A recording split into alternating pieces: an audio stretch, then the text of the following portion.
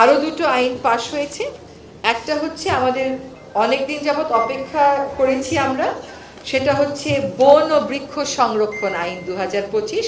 আরেকটা হচ্ছে বন্যপ্রাণী সংরক্ষণ নিরাপত্তা অধ্যাদেশ 2025। বন ও বৃক্ষ সংরক্ষণ অধ্যাদেশ 2025-এর মূল ফিচারটা হচ্ছে 1927 সালের বন আইনে আসলে বন সংরক্ষণের কোনো বিধান নাই এবং বন বিভাগের দায়িত্ব কর্তব্য বলে কোনো কিছু নাই। এই অধ্যাদেশে বন বিভাগের দায়িত্ব কর্তব্য স্পেসিফাই করা হয়েছে এবং বন বিভাগ কিছু কাজ করে, যেমন বৃক্ষরোপণে পুরস্কার দেয়, এটার কোনো আইনি কাঠামো ছিল না, এটার একটা আইনি কাঠামো নিয়ে আসা হয়েছে। আর বলা হয়েছে যে সমস্ত বনভূমি অবক্ষয়িত, ডিগ্রেডেড, সেগুলোকে আবার ফিরিয়ে আনার জন্য বন বিভাগ কাজ করবে।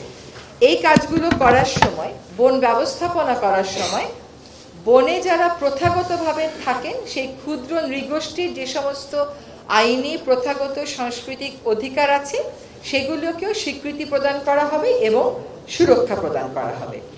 আর প্রাকৃতিক বন কোনোভাবেই কোনো উন্নয়ন পরিকল্পনায় নেওয়া যাবে না।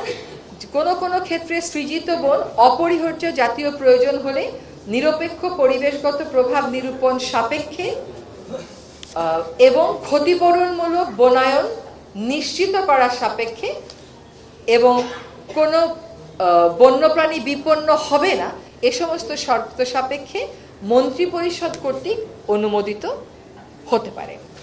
আর বন্যপ্রাণী আইনের যে মূল ফিচার সেটা আমি একটু বলে দিচ্ছি। সেটা হচ্ছে যে একটা সুখবর হচ্ছে আমাদের অর্থ বিভাগ এবং জনপ্রশাসন বিভাগ আমাদের বন্যপ্রাণীর জন্য আলাদা একটা উইং গঠনের অনুমতি প্রদান করেছেন। আজকে আইনে সেই আলাদা উইংয়ের স্বীকৃতি দেওয়া হলো। এখানেও বন্যপ্রাণী রক্ষায় বন অধিদপ্তরের দায়িত্ব কর্তব্য কোনো আইনে ছিল না, এটা বলা হয়েছে। আরেকটা হচ্ছে বন্যপ্রাণী রক্ষায় একটা ট্রাস্ট ফান্ড গঠন করা হবে, সেই ট্রাস্ট ফান্ড গঠনের একটা স্বীকৃতি এসছে।